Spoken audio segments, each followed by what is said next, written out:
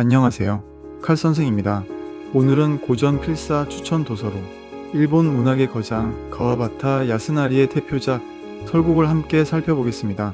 설국은 일본 문학사에서 빼놓을 수 없는 작품일 뿐 아니라 1968년 노벨문학상 수상이 결정적인 계기가 된 작품입니다.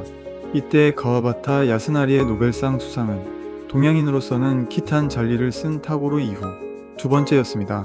오늘 영상에서는 가와바타의 삶과 설국의 집필 과정, 작품이 지닌 문학적 의의, 줄거리와 인물들, 그리고 한국 독자들에게 소개된 과정까지 차근차근 다뤄보겠습니다. 끝으로 이 소설을 필사할 때 어떤 장점이 있는지도 말씀드리려고 합니다. 가와바타 야스나리는 1899년 일본 오사카에서 태어났습니다. 어린 시절 부모를 잃고 조부모와 함께 살았다고 합니다. 일찍부터 외로움과 상실을 경험한 것이지요. 그의 작품에는 늘 고독, 덧없음, 아름다움, 찰나 같은 주제가 깔려 있는데 이는 바로 그의 성장 배경과도 관련 있습니다. 1920년대 가와바타는 문학 동인지 활동을 하며 데뷔했고 이후 일본의 근대 문학을 대표하는 작가로 자리 잡습니다. 그는 아름다움과 슬픔을 동시에 포착하는 섬세한 문체로 유명했습니다. 그의 대표작 설국에도 이런 특징이 잘 드러나 있습니다. 설국은 1934년부터 잡지에 연재되기 시작했습니다. 이후 약 14년에 걸쳐 수정과 보완을 거쳐 완성된 작품입니다. 즉 짧은 기간에 쓰인 것이 아니라 오랜 시간 동안 다듬어지고 숙성되었다는 점에서 이 소설은 특별하다고 할 수 있습니다. 작품의 무대는 일본 니가타 현의 설국, 즉 눈이 많이 내리는 지역입니다. 이곳은 당시만 해도 도쿄와 달리 현대 문명이 영향이 덜한 전통적이고 고립된 공간이었죠. 가와바타는 이곳을 배경으로 문명과 자연, 남성과 여성, 현실과 환상 사이의 긴장을 그려냈습니다. 1968년 가와바타는 일본인 최초로 노벨문학상을 받습니다. 수상 사유에는 설국, 천마리 학 등과 같은 작품들이 언급되었습니다. 그 중에서도 설국은 일본 문학의 정수를 보여주는 작품으로 높이 평가되었습니다. 노벨위원회는 그의 문학을 두고 일본 정신의 본질, 미의식, 그리고 절제된 표현 속에서 빛나는 인간성을 포착했다고 말했습니다. 특히 설국은 간결하고 정제된 문장으로 눈과 자연의 아름다움을 그렸습니다. 그러면서도 인간 관계의 쓸쓸함과 덧없음을 담아냈다는 점에서 세계 문학사 속에 확고히 자리 잡게 되었습니다. 설국은 발표 당시 큰 주목을 받았습니다. 도시와 전혀 다른 설국의 풍경, 고마코라는 게이샤와 도쿄 출신 시마무라의 사랑 이야기는 독자들에게 신선한 충격이었습니다. 한편에서는 이 작품이 지나치게 서정적이고 줄거리가 희박하다는 비판도 있었습니다. 실제로 읽어보면 딱히 사건이랄 만한 것을 찾아보기 힘듭니다. 그나마 소설 마지막에 불이 난 건물에서 요코라는 여성이 떨어지는 장면이 있긴 합니다. 오히려 이렇게 별다른 사건이 없다는 점이 가와바타의 개성을 드러내는 부분이었습니다.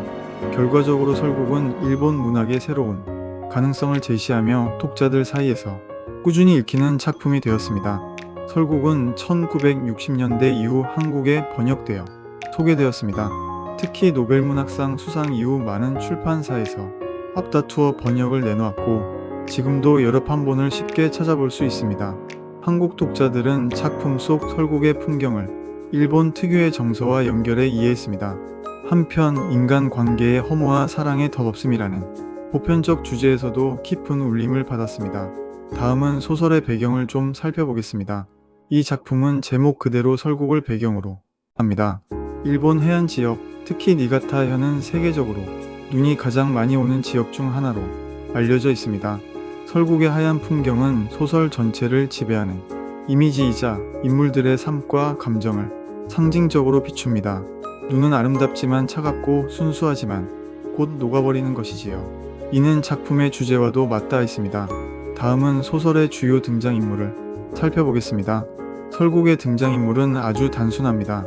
주인공 시마무라, 게이샤인 고마코, 그리고 목소리가 아름다운 여성 요코입니다. 첫 번째 인물은 주인공 시마무라입니다. 도쿄에 사는 지식인이자 예술 애호가로 춤과 예술에 대해 비평하는 글을 씁니다. 그런데 실생활과는 유리된 인물입니다. 그는 도시의 문명과 설국이라는 전통적 세계를 연결하는 다리 같은 존재입니다. 그는 고마코의 사랑을 알면서도 마치 한 걸음 떨어져서 지켜보는 듯한 태도를 취합니다.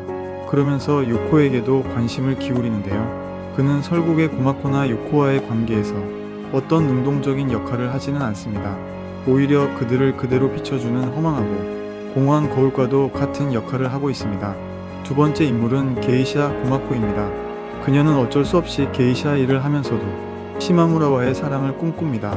도쿄에서 온 유부남과의 운명에 괴로워하지요. 시마무라에게 계속 떠나라고 하면서도 기다리는 모습을 보여줍니다. 세 번째로는 요코가 있습니다. 고마코와는 다른 매력을 갖고 시마무라와 엮이지만 비극적인 운명을 벗어나지 못합니다. 요코는 시마무라와 고마코 사이에 새로운 자극을 주며 설국의 인물도를 풍성하게 만들어줍니다. 다음으로 소설의 줄거리를 살펴보겠습니다. 도쿄 출신의 지식인 시마무라는 여러 번 설국, 즉 니가타 현의 눈 많은 지방을 찾아갑니다. 그는 도시 생활의 실증을 느끼고 일상에서 벗어난 곳에서 특별한 경험을 하고자 합니다. 기차를 타고 설국으로 향하는 길, 그는 창문에 비친 여인의 눈을 바라보며 묘한 매력을 느낍니다. 그 여인은 사실 이후에 다시 등장하는 요코인데요. 이 장면은 작품 전체에서 가장 유명한 장면 중 하나예요. 현실과 환상의 경계가 흐려지는 순간을 보여줍니다. 시마무라는 온천 마을에서 게이샤 고마코를 알게 됩니다.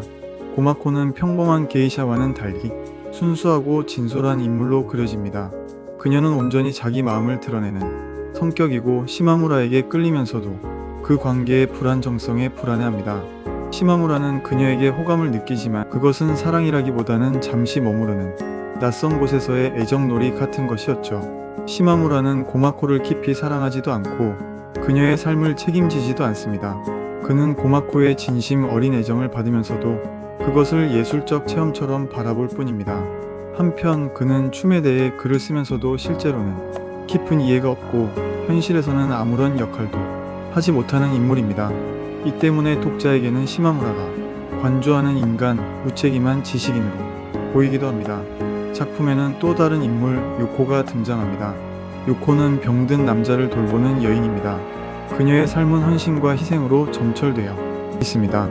시마무라는 처음 기차 안에서 요코를 보고 이후 마을에서 그녀와 다시 얽히게 됩니다. 고마코와 요코는 대비되는 여성상으로 제시됩니다. 고마코가 감정적이고 열정적인 인물이라면 요코는 차분하고 숙명적으로 희생하는 인물입니다. 이 두 여인을 통해 가와바타는 서로 다른 삶의 방식과 사랑의 형태를 보여줍니다. 시마무라는 여러 차례 설국을 방문하지만 고마코와의 관계는 언제나 같은 자리에 머물러 있습니다. 둘은 서로 끌리지만 끝내 결실을 맺을 수 없는 관계인 것이지요. 시마무라는 도쿄로 돌아가면 다시 도시인으로서의 삶을 살아갑니다. 고마코는 눈 덮인 마을에서 게이샤로 살며 현실의 무게를 감당해야 합니다. 두 사람의 애정은 눈처럼 아름답지만 결국 녹아 사라질 수밖에 없는 운명임을 작품은 반복적으로 드러냅니다. 소설의 마지막 부분에서 마을에 불이 납니다. 그 혼란 속에서 고마코는 불에 그을린 요코를 안고 비틀거립니다. 시마무라는 그녀에게 다가가려 하지만 동시에 하늘 가득한 은하수를 바라봅니다. 눈 덮인 밤하늘에 펼쳐진 별빛은 황홀하지만 고마코, 요코의 비극과 극명하게 대비됩니다. 작품은 이렇게 삶의 더없음과 아름다움, 사랑의 비극을 함께 보여주며 끝을 맺습니다. 이 소설은 사건보다는 분위기 중심이에요. 격렬한 갈등이나 극적 전개가 아니라 설국의 풍경과 인물의 감정이 주도합니다. 무책임한 관조자인 시마무라, 열정적 사랑이, 화신 고마코, 희생과 헌신의 상징 요코가 서로 대립하면서 삶의 여러 모습을 드러냅니다. 설국에서 눈은 순수하면서도 차갑고 아름답지만 더없는 사랑을 상징합니다. 소설은 고마코가 요코를 끌어안고 절규하는 사이 시마무라가 하늘을 보는 것으로 끝나면서 독자에게 여운을 남깁니다. 시마무라는 끝까지 관찰자적인 모습을 보입니다. 정리하면 설국은 도시에서 온 남자와 지방의 여인 사이의 만남과 이별이라는 단순한 이야기입니다. 하지만 그 안에 인간 존재의 고독, 사랑이, 허망함, 자연의 압도적 아름다움이 담겨 있어요. 설국의 가장 큰 특색은 문체에 있습니다. 가와바타는 일본적 미의식을 바탕으로 간결하면서도 시적인 문장을 구사했습니다. 예를 들어 눈 덮인 산과 마을을 묘사하는 문장들은 단순한 풍경 묘사를 넘어 인물의 감정과 삶의 무상함을 드러냅니다. 또한 대화보다는 정적이고 서정적인 분위기가 줄을 이루어 독자는 소설을 읽는 동안 마치 눈 속에 갇힌 듯한 체험을 하게 됩니다. 다음으로 왜 설국이 필사하기 좋은 작품인지 말씀드리려고 합니다. 첫째, 간결하면서도 정제된 문체 덕분입니다. 가와바타의 문장은 짧지만 그 속의 풍경과 감정이 응축되어 있습니다. 필사를 하며 한 문장 한 문장을 옮기다 보면 단어와 이미지가 주는 힘을 온전히 체험할 수 있습니다. 둘째, 감각적인 묘사의 힘입니다. 눈, 온천, 불빛, 기차의 창문 등 시각적 이미지는 물론 소리와 감각이 섬세하게 포착되어 있습니다. 필사를 하면 자신의 글에도 감각적인 표현력이 길러질 수 있을 거라고 생각해서 추천드립니다. 셋째, 여백의 미를 느낄 수 있습니다. 설국은 많은 것을 직접적으로 말하지 않습니다. 생략과 암시, 여운을 통해 의미를 전달하는데 필사를 통해 독자는 말하지 않는 힘이 가치를 깨달을 수 있습니다. 이제 마지막으로 제가 선택한 필사하기 좋은 문장을 추천드릴게요. 다음 문장들은 제가 설국에서 뽑아내 필사의 목적에 맞게 일부 수정했습니다. 역장님, 동생 좀 잘 돌봐주세요. 부탁드려요. 슬프도록 아름다운 목소리. 목소리의 높은 울림이 그대로 밤의 눈밭에서 메아리쳐 올 것만 같았다. 문득 왼쪽 집게의 손가락으로 유리창에 줄을 그었다. 그러자 거기에 여인의 한쪽 눈이 또렷하게 떠오르는 것이었다. 그는 놀라 하마터면 소리를 지를 뻔했다. 거울 속에는 저녁 풍경이 흐르고 있었다. 비치는 것과 비추는 거울이 영화의 이중, 노출처럼 움직였다. 여인의 얼굴 한가운데에 사냐의 등불이 켜졌을 때 그는 뭐라 형언하기 힘든 아름다움으로 가슴이 설렐 지경이었다. 고마코의 말투는 마치 외국 문학의 먼 이야기를 하는 것만 같아서 욕심없는 것이 같은 가련한 감동이 있었다. 거울 속에 새하얗게 빛나는 건 눈이었다. 그 눈 속에 여인의 새빨간 볼이 떠 있었다. 뭐라 형언할 수 없는 깨끗한 아름다움이었다. 고마코를 만나면 대뜸 헛수고라고 해 주어야겠다고 생각하니 시마무라에게는 도리어 그녀가 순수하게 느껴지는 것이었다. 시마무라가 허전한 애달픔에 젖어 있을 때 따스한 등불이 켜지듯 고마코가 들어왔다. 고마코의 애정은 그에게 쏠려 있음에도 불구하고 그것을 아름다운 헛수고인 것처럼 생각하는 그 자신이 허무하다 느꼈다. 오히려 고마코에 살고자 하는 생명력이 발가벗은 살결처럼 부딪혀 왔다. 고마코가 안타깝게 다가오면 다가올수록 그는 자신이 살아있지 않은 듯한 가책이 점점 더 심해지는 것이었다. 말하자면 자기 허전함을 바라보면서 그저 우두커니 서 있는 것이었다. 나그네 길에 나섰던 바쇼가 거친 바다 위에서 본 게 이런 선명한 은하수의 거대함이었을까? 발가벗은 은하수는 밤의 대지를 휘감으려 바로 거기에 내려와 있다. 무서운 아름다움이었다. 시마무라는 자기의 조그마한 그림자가 땅에서 거꾸로 은하수에 비친 것처럼 느껴졌다. 시마무라는 요코를 고마코에게서 빼앗아 안으려고 하는 사내들에게 밀려서 비틀거렸다. 발에다 힘을 주며 버티고 선 채 눈을 든 순간 싸하는 소리를 내면서 은하수가 시마무라의 속으로 흘러내리는 것 같았다. 가와바타 야스나리의 설국은 단순한 러브스토리가 아닙니다. 눈이라는 배경 속에서 인간의 삶과 사랑, 그리고 더 없음을 담아낸 작품입니다. 오늘 영상을 통해 설국의 깊은 의미와 아름다움을 조금이나마 느끼셨기를 바랍니다. 그리고 혹시 여러분이 글쓰기에 관심이 있다면 이 작품을 필사하면서 문장의 힘과 서정성을 직접 체험해 보시길 권합니다. 네이버 카페 아르테인문 아카데미에서 함께 필사할 수 있는 기회도 있으니 참고해 주세요.